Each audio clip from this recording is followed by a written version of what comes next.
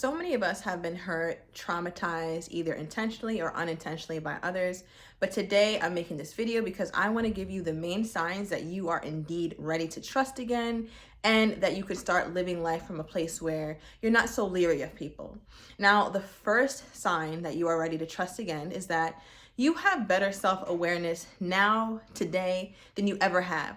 And what I mean by that is you're able to trust that you can make a good judgment call. You're able to trust that you can see through BS or people's not so good intent for you. Because the more we're able to trust ourselves and the more that we're able to look at a situation and properly assess it, the more we feel comfortable extending ourselves. Right? We're not going to feel comfortable extending ourselves to other people or opening ourselves up to new experiences if we don't trust that we have good judgment.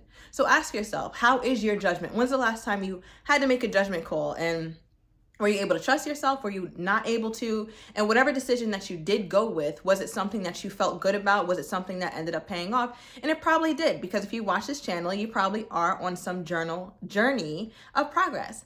Now, sign number 2 that you are able to trust again and more than you think is you're more open to putting yourself in vulnerable situations.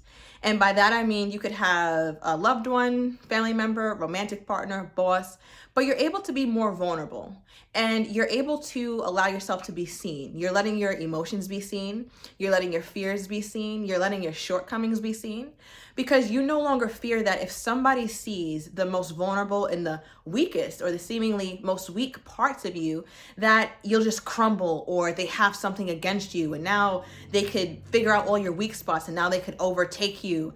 It's like, no, it's not daunting. It's not as scary as it once was because you're realizing that there's strength in your vulnerability. There's strength in your vulnerability. There's strength in you fully opening yourself up to be seen. You're basically saying like, listen, this is who I am. I'm accepting myself. So therefore you have to accept myself. And that's just what it is. And that is one of the biggest signs that you are able to trust other people because what they say, what they feel, how they react ain't got nothing to do with you. You're over here being yourself in all your beautiful God-given glory, and they either have to accept it or they don't. And that's just what it is. So that's another major sign. Now, one more major sign is that I want to say you're a lot less open or you're a lot less shut down when it comes to communicating. You don't mind communicating your boundaries. And we talk a lot about boundaries on this channel. And you're much more open to saying no or to saying yes and speaking what you really want and what you really don't want because you're no longer afraid of seeing the real version of people because now you're operating from a place of being the real you. And when you're doing that, it shows that you're able to not only trust yourself, but you're able to extend others' trust. How are we supposed to know if somebody's trustworthy if we don't extend them trust? Now, I think there's varying degrees of trust. I'm not about to have my safe full of my 15 M's that I put all my life savings in and let you sit around the house with it unlocked. I'm not doing that probably with nobody, right? But there's certain ways that you can figure out, not to do tests and see, oh, are they sneaky? Are they trustworthy? But you can try and see if somebody's trustworthy by little things like, hey, give me a call at this time. Or, hey, did you remember to do that? And that could start to build up your view of people and their ability to hold their word and follow through on what they say. That is another main sign that you are able to trust people more so than you think. So I wanted to keep this video short and sweet.